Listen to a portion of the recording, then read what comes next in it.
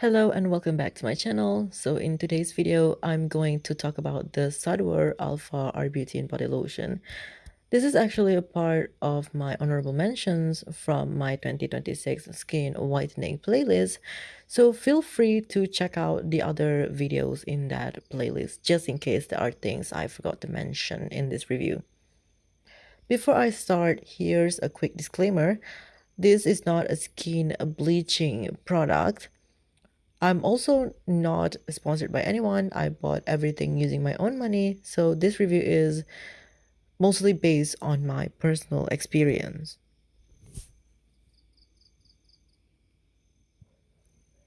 Moving on to the texture and scent, just like most Sadoer body lotions I've tried before, the consistency can actually differ depending on the batch. In one batch, you might get a lightweight lotion texture, while another batch can feel more like a cream.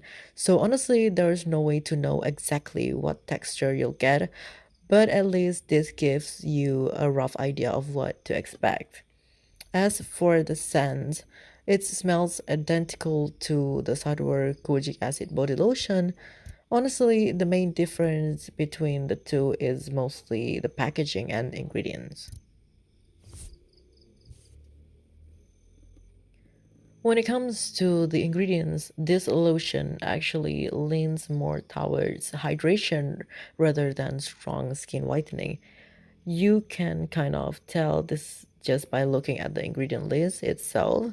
Niacinamide, which is also known as vitamin B3, is somewhere around the middle of the list, while ingredients like ascorbic acid, which is vitamin C, and arbutin are placed much lower near the bottom.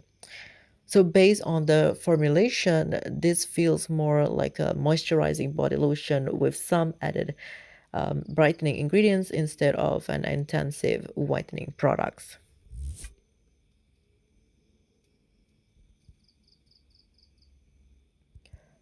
Now that we know Arbutin is literally at the very end of the ingredient list, the question is, will this product actually work?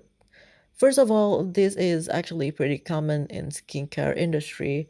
A lot of skincare brands put trendy ingredients on the packaging mainly for marketing purposes, even when the concentration is very low. Since Arbutin is listed at the bottom of the ingredient list, it's probably present in a very small amount. So realistically, it's unlikely to be the main ingredients giving dramatic whitening results. And honestly, this is fairly normal because many strong brightening ingredients can be unstable and degrade faster in larger formulations. That's why products with properly stated stated active concentration usually come in smaller serum or ampoules instead of huge body lotion. Now, is it possible to stabilize these ingredients in larger products? Probably yes, but proper formulation, research, and stability testing cost money, and most budget skincare brands usually focus more on keeping the product affordable. So, coming back to the main question, is this lotion effective for skin whitening? I'd say yes, but it really depends on your expectation. If your goal is gradual brightening or getting maybe a few shades lighter over a few months, then you might see some results with consistent use. But again, this is not a skin bleaching product, so don't expect extreme or instant changes. And honestly, I think the ingredients doing most of the heavy lifting here is probably the niacinamide, also known as vitamin B3. I think I've covered pretty much everything that needed to be covered about this lotion. So yeah, that's all for today's video. If you still have any questions, feel free to leave them in the comment section below and I'll try my best to answer them. Thank you so much for watching and I'll see you guys next time.